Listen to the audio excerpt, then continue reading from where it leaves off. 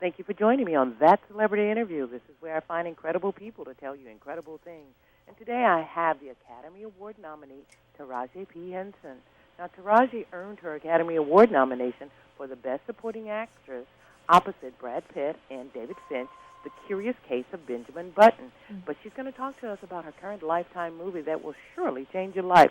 Taraji, welcome to the Valder Beebe Show. Thank you for having me. Well, thank you for being such a positive force in the universe. I'm always excited when good people come across my spectrum, and you're one of those people that are beautiful, powerful. Thank you. All the good things that we want to see out of this new title that we're so enamored about, celebrity. So thank you for living your life the way you do. Thank you. Tell me about your Lifetime movie that I'm sure is going to change people's mind, and we're going to pay more attention to kids in this country after seeing this movie. I surely hope so. And just be mindful of your spouse, your significant other, because when they're the culprit, when they're the one who does the abduction, it hurts even more. Because then you start to question, well, what kind of person am I to choose a person like that? You know, it does so much damage. It does. It really does. And I'm so glad that you brought that up about the movie Taken From Me, the Tiffany Rubin story, because choices have an energy all their own. Yes. You think that it's for today, but it can be for a lifetime. Yes, especially when you're making babies. When you're making babies, that is so right. You're so connected to that person, whether you like it or not. Yes, indeedy. The Tiffany Rubin story, tell my listening audience and my viewing audience, if they don't know about this horrendous story that took place. Tiffany Rubin is an amazing, brave woman from Queens, New York. She's an educator, a mother. She went through a horrible breakup with her son's father.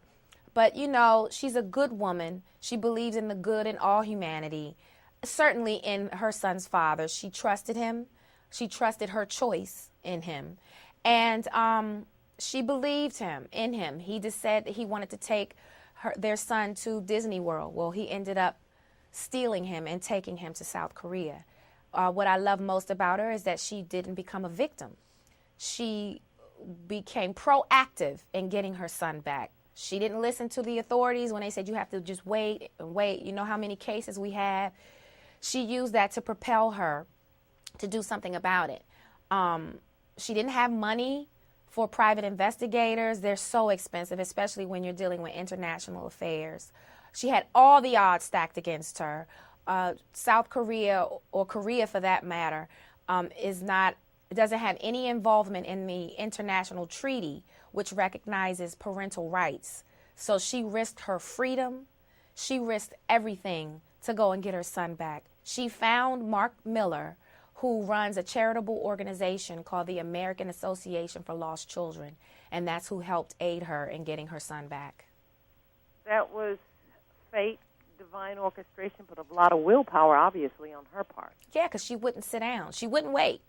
How do you wait when you don't know if your son is alive or dead? Or how do you wait? What do you do in that time while you're waiting? Watch TV? I don't know. We saw a lot of that also, too, with Lisa Ling. Yes. She didn't wait.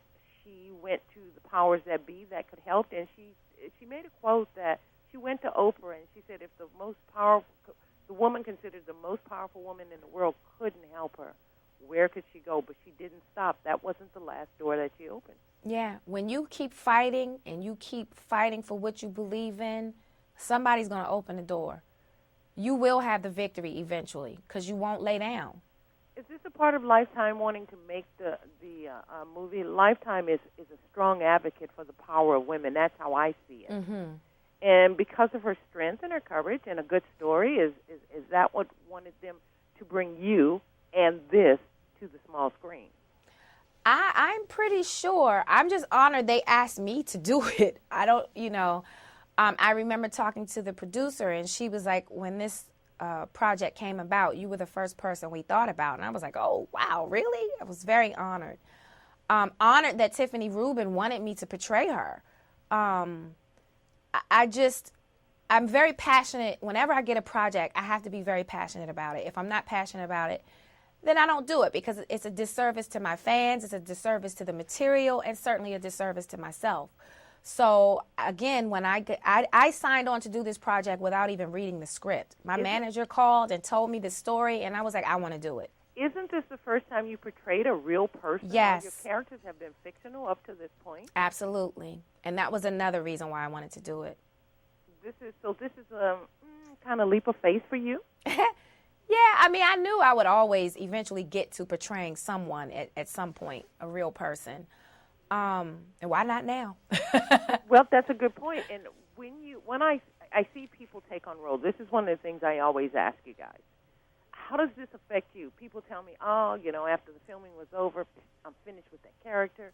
And I can understand that, but it has to have a place that it resonates for you, a good actor, to bring that forward. It has to connect with something in you. You may not have had that situation, but there's something there that you can see and connect to.